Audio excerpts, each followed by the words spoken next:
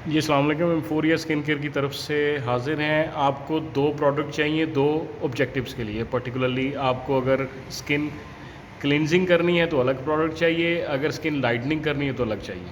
तो क्यों ना हम आपको एक ऐसा ऑप्शन दे दें जिसमें एक प्रोडक्ट में ही डबल एक्शन हो और उसकी प्राइस जो है वो डबल एक्शन के हिसाब से बहुत ही माकूल प्राइस हो।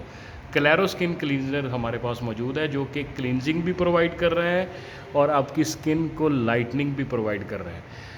तो आप देख सकते हैं एक सोप फ्री फॉर्मुलेशन है, डर्माटोलॉजिस्ट रिकमेंडेशन भी है और इसके साथ साथ इसकी ब्यूटी ये है कि स्किन की पीएच लेवल को बड़ा बैलेंस रखता है। इसके इंग्रेडिएंट्स हैं और helps to lighten and rejuvenate the skin.